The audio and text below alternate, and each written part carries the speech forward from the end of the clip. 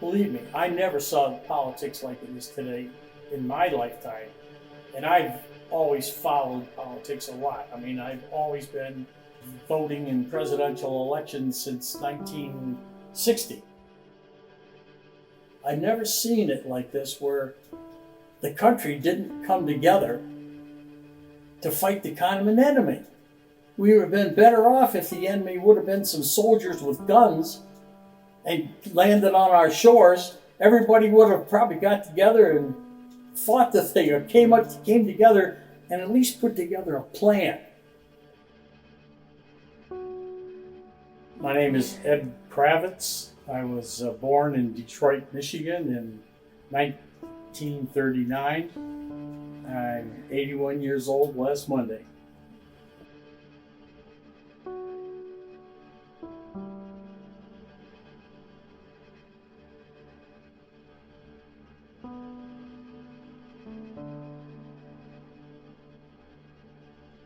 For instance, this year was my 81st birthday. It was my 60th anniversary with my wife. We had parties that we planned on. That all got washed out. And we have a pretty good sized family in this area, which we thought we were going to have, a lot of celebration and things like that.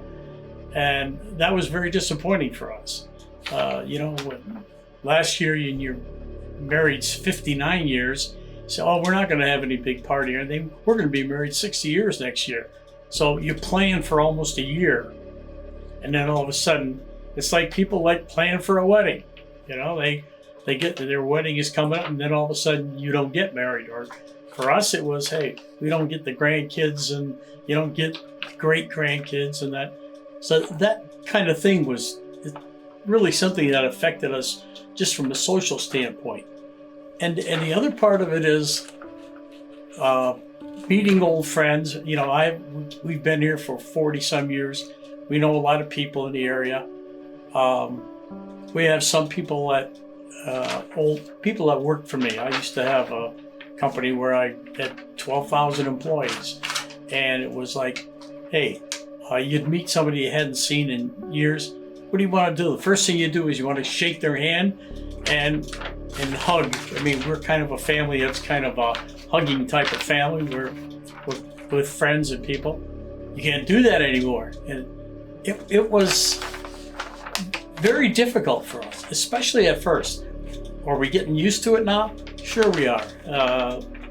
Because we say, hey, we don't want to catch something from somebody. And especially at the age that we're at, my wife is going to be 80 years old this year.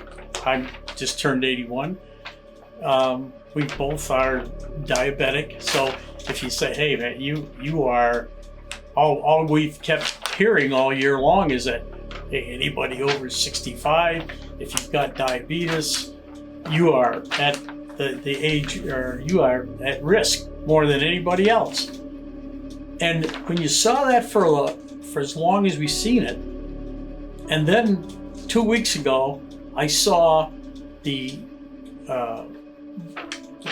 rate at which the people could die, and it was like less than 1%. Even for my age, it was less than 1%. I thought, when the figures first came out on this, 2 million people were going to die in the United States. And then all of a sudden it started going down. And I'm thinking, do they really know? And one of the things we found out about this virus is that very few people knew anything about it. Obviously, at first didn't even know we knew what country it came from, we think. But the people that are supposedly in these big positions at the CDC or the FDA, it was obvious that, to be honest, I think they were guessing. And if you took the number of doctors across the United States that treated this, it was like nobody had the same idea. I mean, the hydroxychloroquine that came up, it was going to solve everything, except one person who had a little bit more power than anybody else kind of said, no, that's not necessary.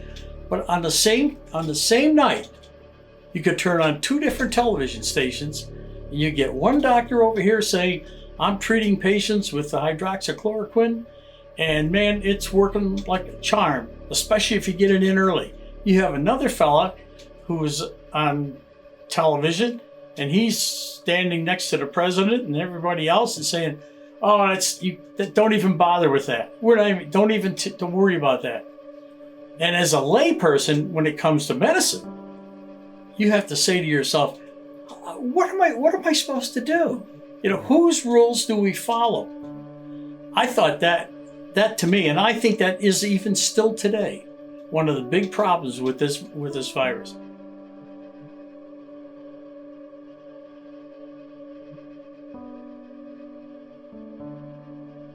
I have a family locally here, which I call my close family, and then I have an extended family that's in several neighboring states. We were going to have a large party for our 60th anniversary. My wife and I were married 60 years ago this past September, and we decided that we would have a party this year and invite a lot of our relatives in. And obviously, as the date kept getting closer to September the 2nd, which is our anniversary, we realized we couldn't have people. We couldn't even find a place to have a party. Last year we had a big party for my birthday, and this year we were going to have one for hers because mine was the 80th birthday last year. Hers is the 80th birthday this year. Again, couldn't find a party, a place that we could actually have this party, and we were really looking forward to that. We have a new great grandson. We wanted our relatives to be introduced to him. We are very close to our immediate family, and it seems to us what's happened with them on our family interaction is they are very concerned about my wife and I actually ever leaving our house, because they've read so much about people over 65 years old. We both, unfortunately, have diabetes, but it's very manageable. We're usually very active, but when they read what the fatality rate is for people that get coronavirus and have other problems in addition, diabetes is one of the big ones. And as a result, we get phone calls every day. Where are you? How are you doing? Have you been out? And when I tell them I have been out, it's like they're scolding me, like it's I used to do to them when they were teenagers. So there's a real feeling of anxiety about them, about, hey, are mom and dad going to be around the next week or the week and a half or 2 weeks or 3 weeks? And I can tell you that up until this year, that never used to come up. In the back of our minds, we always think about it, but it was never a subject that people ever talked about because we just never were that reliant on anybody else. We're very independent.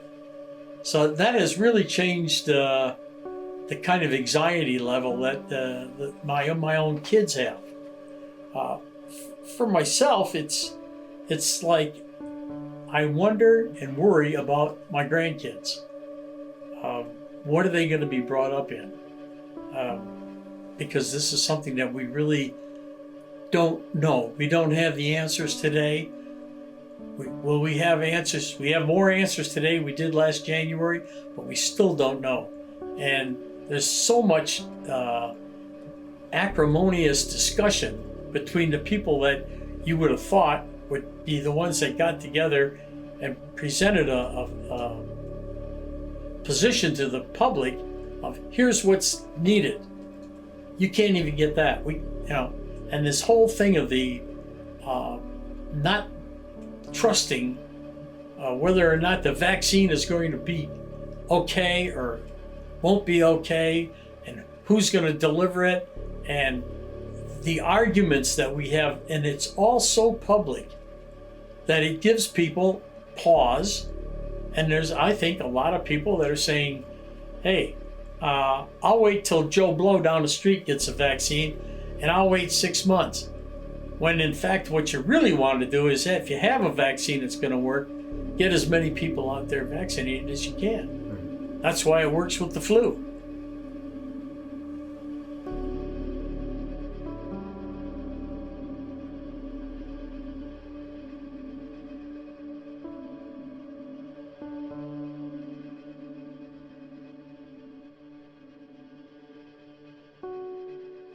One of to me, the new challenges that I faced really is my concerns about my children, my grandchildren, I should say, and my great grandkids, and that's their education. They're going to school. I went to school. Hey, we went to school every day of the week. We went to an integrated high school, and I was in the only integrated high school in the city where I lived.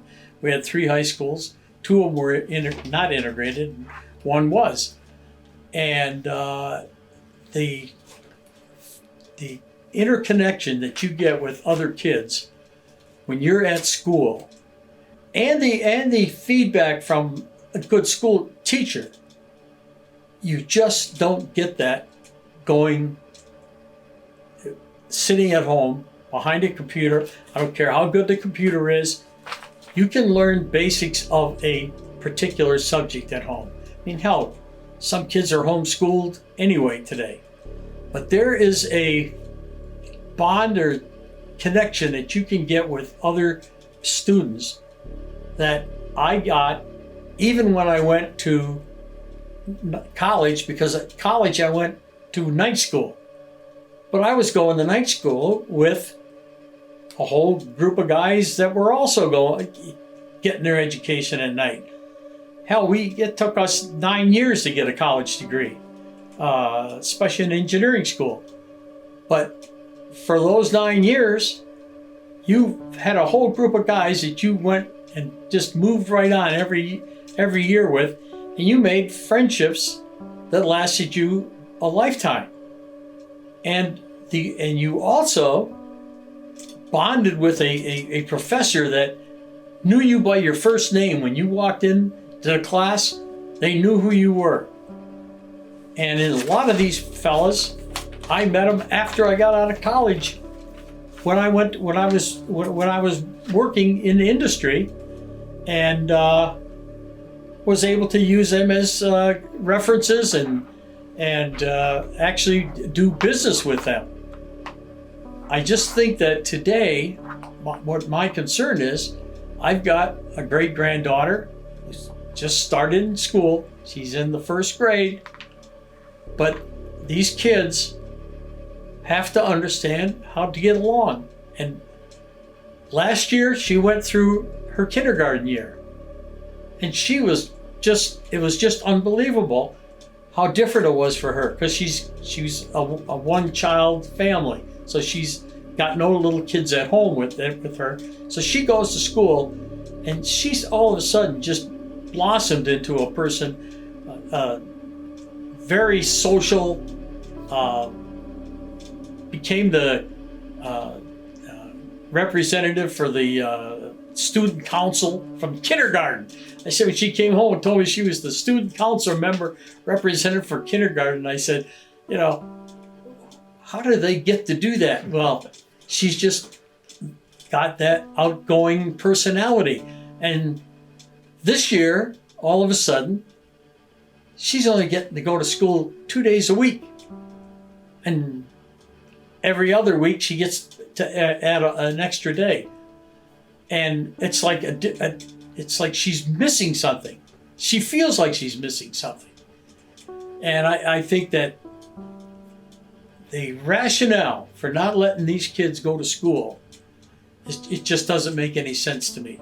Especially these young kids, where they're not going to be out partying. When these grade school kids, they're not going to be out partying. And when you tell a little kid like that to social distance, they'll social distance. They're disciplined enough. And the kids that are in high school, come on, they should know. You should be able to tell them. They should, and I think they, for the most part, they'll listen. Yeah, there'll be a few of them that won't, but you can't punish. It's like we're punishing a lot of people for the bad behavior of a few. The potential bad behavior of a few. I won't say bad behavior. The potential bad behavior of a few.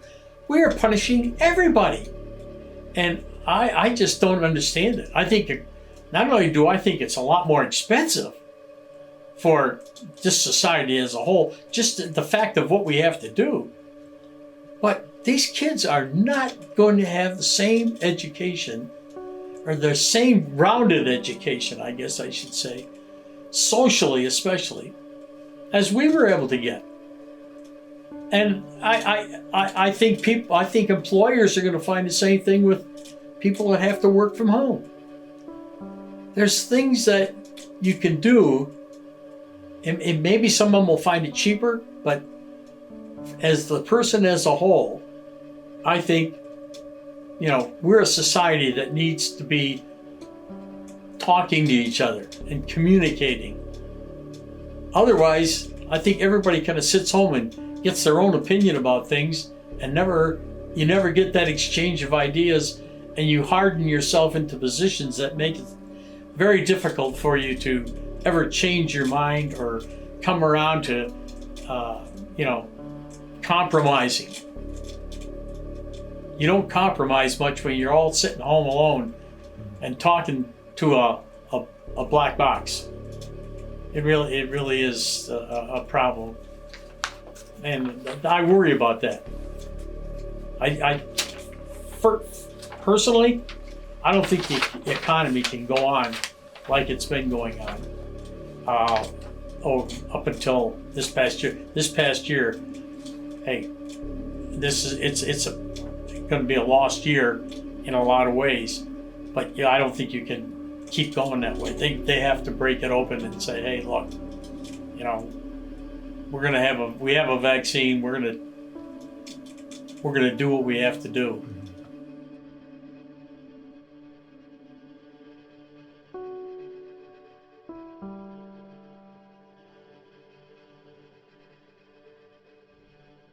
I'll tell you one of the biggest things that have changed for me as far as my priorities.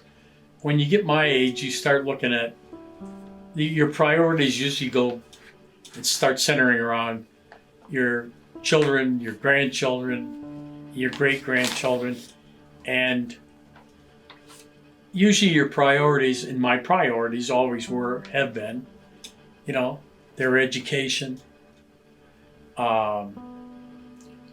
financial future, and you say to yourself now, what is their future period going to be? My concern is, and my wife and I, if we'll be lucky to be around here in 10 years. At that time, my great grandkids are going to be 16, to 12, 11 years old or so. And my grandchildren themselves are going to be in their middle age. I've got grandchildren that are in the 20s and a couple in their 30s. So I think about, what is their life going to be if we're faced with this kind of a virus on an ongoing basis? And I really worry about whether or not we're going to have that this government, the way we've handled this pandemic, is going to be the blueprint for what's going to happen every time there's some kind of a scare. Because I don't think you can have a government that is it takes away so many of your freedoms. I just think that it's going to make it so difficult for them to actually succeed and not lead a life that every so often you think you're going to be sent to your home and your freedoms are going to be taken away from you. I just don't think that they're going to be able to enjoy the same openness that I've been able to enjoy for the last 80 years. I mean, I never, to be honest with you, ever felt that the government was really hamstringing me and doing anything. I've always felt like I could, if I didn't like my job, I could go somewhere else. If I wanted to move, I could move. Nobody was going to tell me. I mean, I could just about do the same thing when I was 50 years old as I did when I was 20 years old. You know, I had the same freedom of movement. I moved across the United States, never had a problem. I never had a state tell me, you got to quarantine if you move to my state from the state of Ohio. Or if the state of California never told me I had to quarantine for 14 days if I moved from the state of Michigan.